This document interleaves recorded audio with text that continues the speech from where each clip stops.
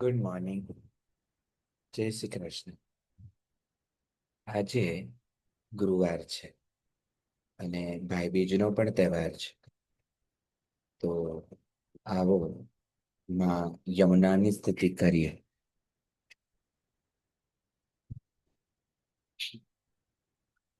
જય જય મહારાણી યમુના, જય જય પટરાણી યમુના, સુંદર સતવાદીના સોળે સજા શ્રૃંગાર.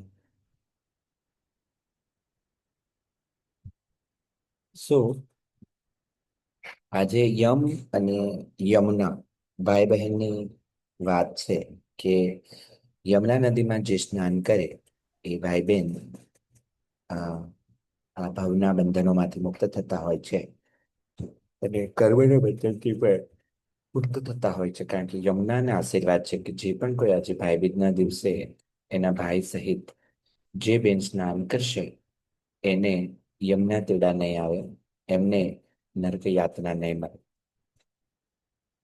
હવે એ વાત તો થઈ છે લૌકિક અથવા તો માઇથોલોજીકલ. આવો આજે ગુરુવારે આને સમજીએ હેપીનેસ જનરેટ કરવા માટેના એક ટૂલ તરીકે. સો આજે ચાંદની મિસ નથી અને હું આ સેશન લઈ રહ્યો છું. જ્યારે આ સેશનની તૈયારી કરવાની હતી ત્યારે હું વિચારતો હતો કે હું કયા સેન્સમાં કયા કોન્ટેક્સમાં લીડ કરીશ, પણ એક સરસ ટોપિક મળી ગયો મને કે માણસ કેમ હેપી નથી. મનુષ્યને એ હેપીનેસની શોધ આજકાલની નથી રહી. મનુષ્ય શાંતિની શોધમાં જન્મ્યો ત્યારથી ભટકે છે. હું તો કહીશ કે સૃષ્ટિની શરૂઆત થઈ ત્યારથી એ ફ્રીડમની શોધમાં છે, ત્યારથી એ શાંતિની શોધમાં છે અને ત્યારથી જ એ ખુશીની પણ શોધમાં છે. અને જેટલું હવે હું વેદો ઉપનિષદોને કે વધારે ડીપમાં સ્ટડી કરતો જાઉં છું તો મને ખબર પડતી જાય છે કે આમ તો એ બધું સ્ટડી કરવા કરતા શ્રીમદ ભગવદ્ ગીતામાંથી મને વધારે ખબર પડે છે કે જેટલો મનુષ્ય શાંતિની શોધમાં બહાર જઈ રહ્યો છે, જેટલું એ ફ્રીડમને શોધી રહ્યો છે, કે જેટલું એ આનંદને સુખને શોધી રહ્યો છે બહાર, એટલો જ વધારે વધારે બંધનમાં આવી રહ્યો છે, વધારે વધારે અશાંત થઈ રહ્યો છે, વધારે વધારે દુઃખ ઉત્પન્ન થઈ રહ્યું છે.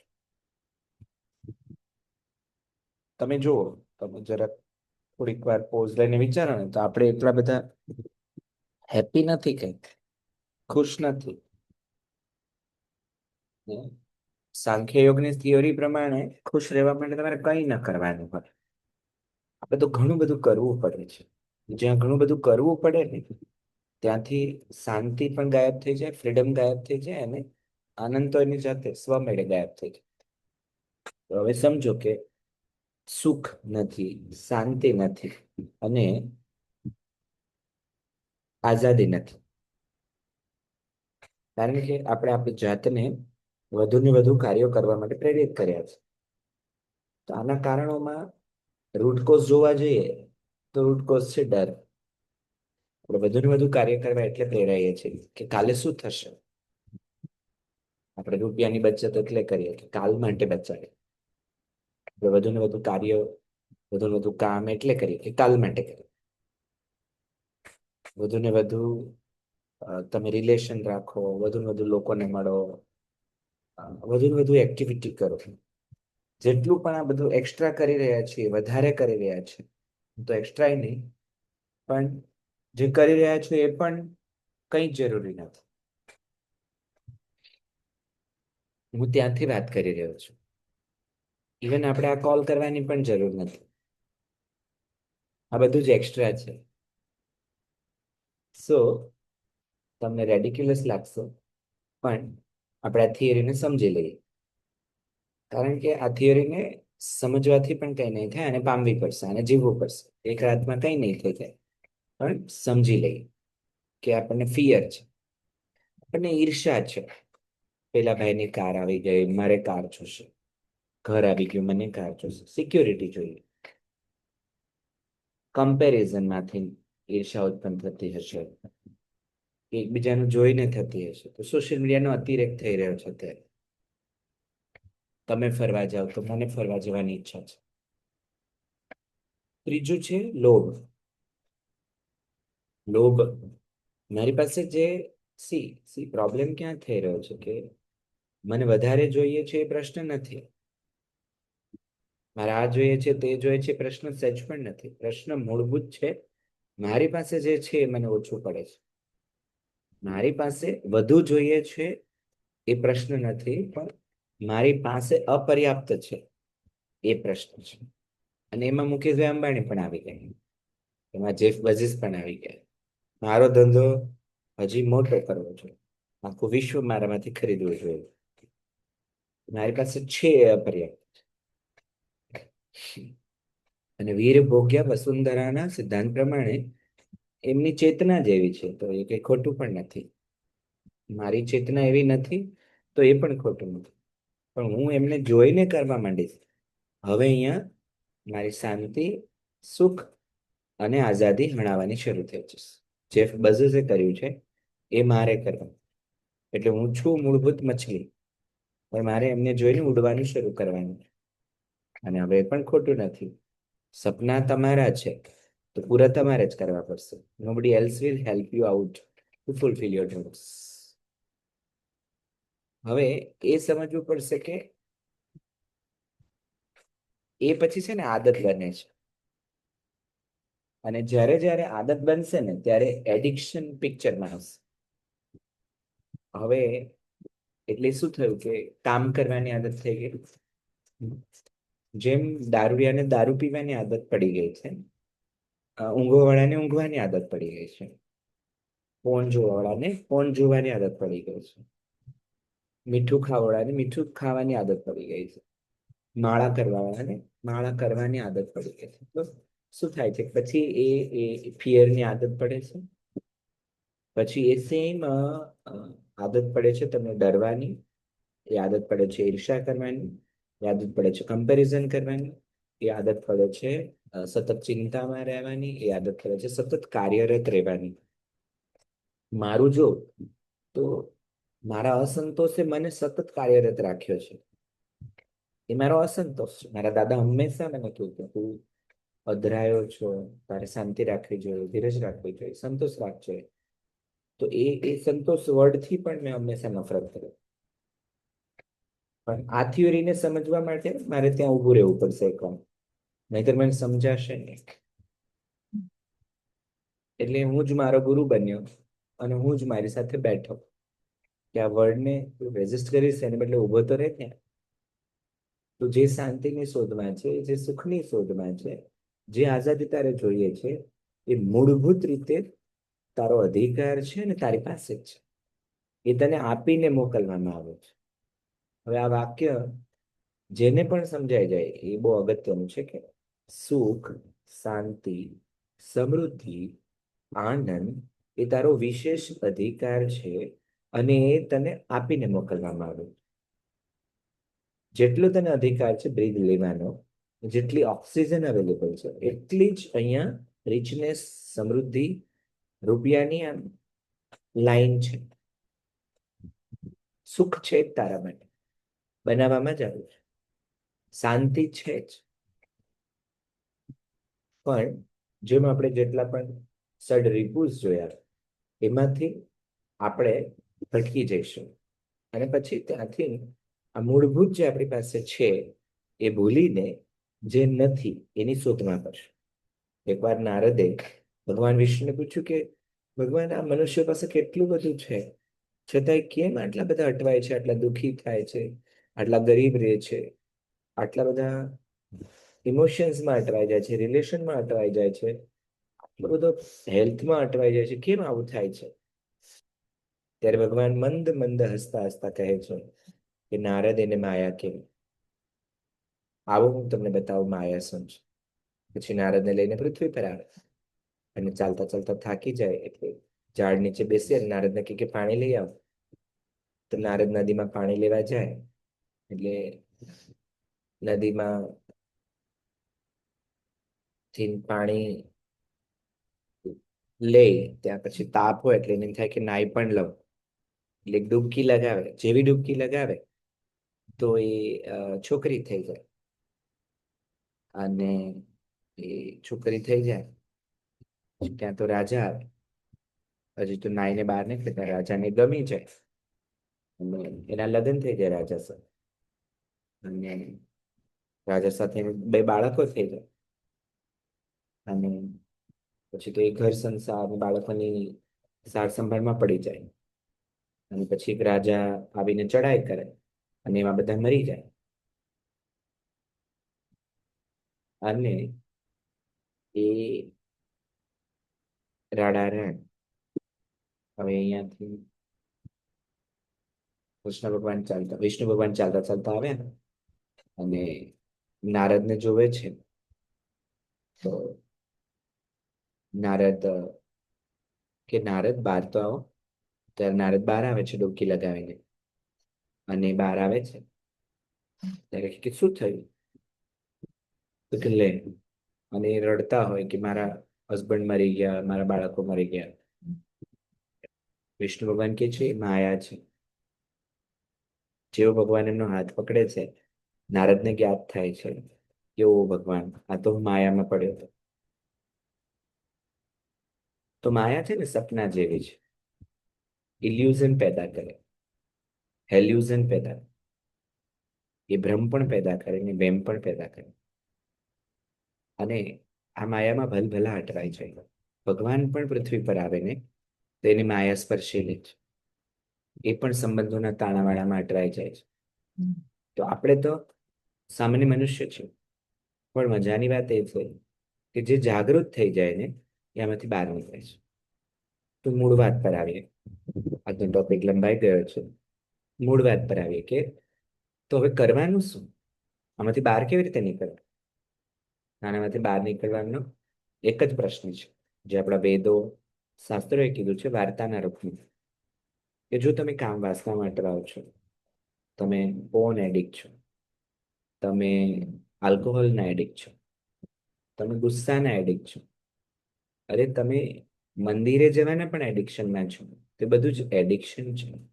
એને બ્રેક કરવા માટે તમારે જોવું પડશે કે આ આદત મને કેટલા વાગે ટ્રિગર કરે છે, કઈ પરિસ્થિતિમાં ટ્રિગર કરે છે, કયા વ્યક્તિઓની આજુબાજુમાં ટ્રિગર કરે છે. અને એ પરિસ્થિતિઓને તમારે આજુબાજુથી હટાવવી પડશે. જેમ કે ફોન એડિક્શનને ખાસ એ રાતે ટ્રિગર કરે, એકલા હોય ત્યારે ટ્રિગર કરે. તો તમારે આજુબાજુ માણસોને રાખવા પડશે. તમારે એક સારી બુક અથવા તો સારા વ્યક્તિને ફોન કરવાનું રાખવું પડશે. એ ટ્રિગર આવતા ખબર પડી છે મને વડાપાવની આદત છે, મને ક્યારે ટ્રિગર થાય છે એ મારે જોવું પડશે. અને બીજું છે વિવેક. તમારી બુદ્ધિ વાપરવી પડશે કે આ આદત શું મારી સુખને, શાંતિને કે આઝાદીને હણી રહી છે, કે મને સુખ, શાંતિ ને આઝાદી આપી રહી છે. તો કોઈ પણ આદત એ બંધનમાં લઈ જશે, સુખને ઓછું કરશે. એ માળા કરવાની ટેવ હોય તો પણ હું કહું છું, અને મંદિરે જવાની ટેવ હોય તો પણ કહું છું. આદત એ બંધન છે, અને આદતમાંથી મુક્ત થવું એ જ સાચા સુખનું સર્જન કરશે. મને પણ નથી ખબર કેમ થવાય. હવે એ રસ્તે ચાલવાનું છે.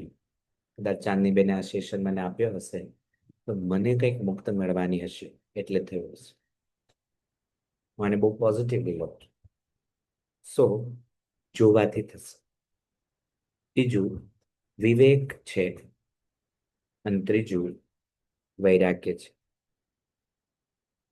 વૈરાગ્ય એટલે તમારે તરફ સંકલ્પિત થવું પડશે કે આ મારા માટે નથી.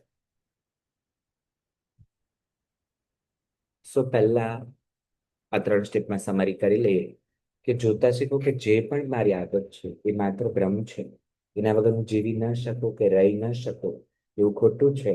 અને એ પણ જોવાનું કહું છું કે તમારી આદત તમને સુખ તરફ લઈ જઈ રહી છે કે નહીં, એને બારીકાઈથી જુઓ. એ તમને તરતનું સુખ દેતી હોય તો તમને લાગતું હોય સુખ, પણ એની લોંગ ટર્મ સુખ ના જો. બીજું તરત જ જોવાનું છે, સોરી, બીજું તમારે વિવેક પ્રગટાવવાનો છે, તર્ક લડાવવાનું છે, ઇમ્પેક્ટને જોઈને લોંગ ટર્મ ફ્યુચરમાંથી જોવાનું છે. એ વિવેક છે કે હું અત્યારે આ કરીશ તો એ વિવેક પૂર્ણ થયું કે. હવે ત્રીજું વૈરાગ્ય, કે દ્રઢ સંકલ્પિત થઈને આપણે એ વસ્તુને છોડવા.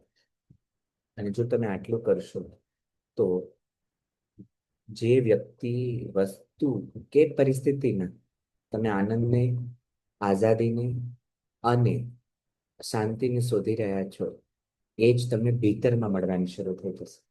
સો હેપીનેસનું મૂળભૂત ડેફિનેશન સમજીએ તો જે તમને બહારથી મળે, સોશિયલ મીડિયામાંથી, તમારી આદતોમાંથી, લોકોમાંથી, કે વ્યક્તિ, વસ્તુ કે પરિસ્થિતિને લીધે મળે, એને આપણે સુખ કહીશું.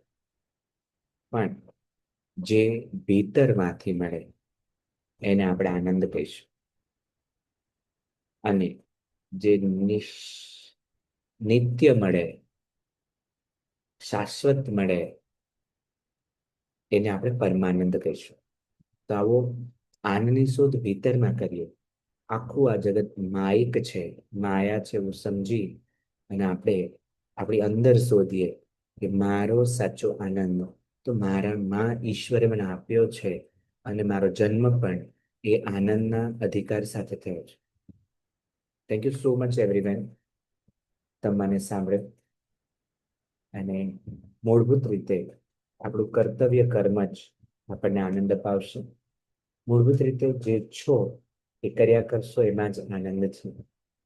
શું હવે દોડવા કરતા ઊભું રહેવાની જરૂર છે, જોવાની જરૂર છે, વિવેકપૂર્ણ વર્તવાની જરૂર છે, અને વૈરાગ્ય ધારણ કરી અને નવા એક્શન લેવાની જરૂર છે.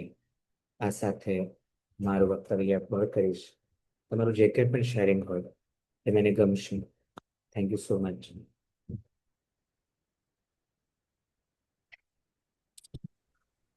વેરી નાઇસ સેશન, ચેતન સર. ખૂબ જ ઊંડાણપૂર્વક તમે આનંદ વિશે સમજાવી. મારી સમજણ જે પ્રમાણેની છે તે પ્રમાણે મને એવું લાગ્યું કે તો હું કમ્પેરિઝન ઘણું કરું છું, અને કમ્પેરિઝનના કારણે એ મારી જે આનંદની ડેફિનેશન છે તે ભ્રમિત થઈ જાય છે. હું ક્ષણિક સુખમાં ઘણી વાર આગળ જતો રહું છું, અને એના કારણે એ ખરેખર ક્ષણિક સુખ કમ્પેરિઝન, અથવા તો શું કહેવાય, એક ક્ષણની આનંદની મજા લઈને પરંતુ જે આનંદ કહીએ તે નથી મેળવી શકતો. એક વસ્તુ મેં જોઈ, સેકન્ડ થિંગ, કે હું કંઈ પણ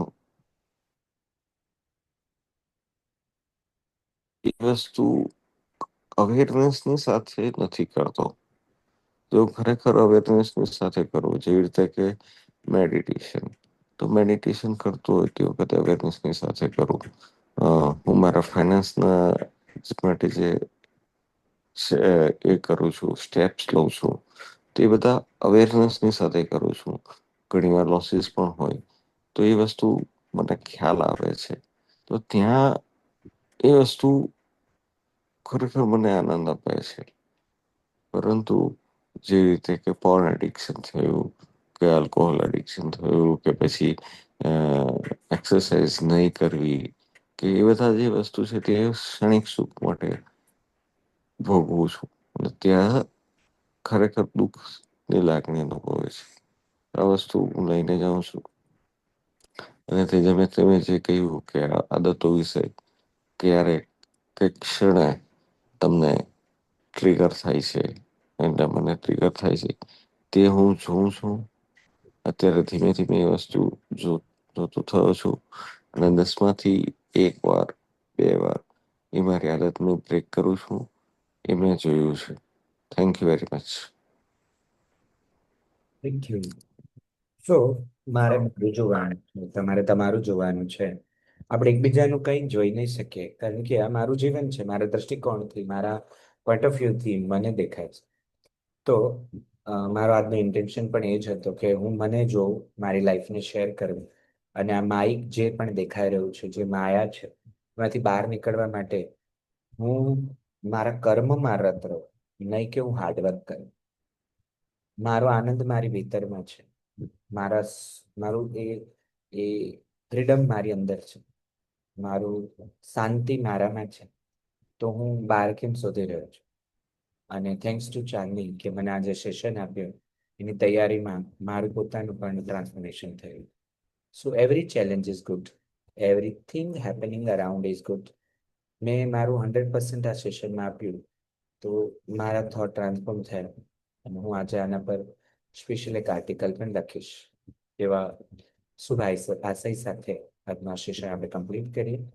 હું ગ્રેટિટ્યુડ કરવા માંગુ છું મારા મમ્મી પપ્પાનું, મારા પરિવારનું, મારી આજુબાજુ જે કંઈ પણ ઉર્જા છે, જે મને સદવિચાર આપે છે, સદબુદ્ધિ આપે છે, સદવર્તન આપે છે, તો એ બધાનો આભાર.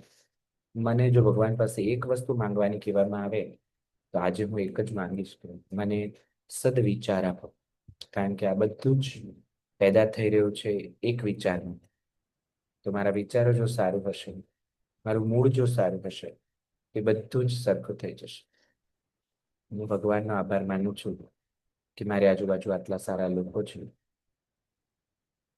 આવો અફર્મેશન કરીએ.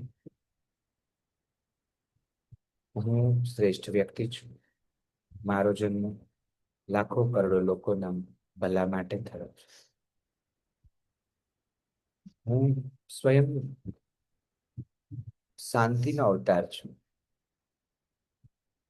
મારા પિતા જ સુખી છે, તો હું સુખનું સંતાન છું. મને સંપૂર્ણ આઝાદી છે કેવી રીતે વર્તવું, કેવી રીતે બોલવું. મારા વિવેકપૂર્ણ જીવનથી અને મારા વૈરાગ્યથી જ હવે પછીનું સર્જન અદ્ભુત રીતે થઈ રહ્યું છે, એવો મને વિશ્વાસ છે. Thank you God. Thank you everyone. Thank you so much for listening to me carefully. આજનો સેશન અહીંયા પૂર્ણ કરીએ છીએ. Thank you. થેન્ક યુ સાહેબ, સ્ક્રીનશોટ લઈને મૂકી દેજો. હા, ચાલો મેં લઈ લીધો. ઓકે.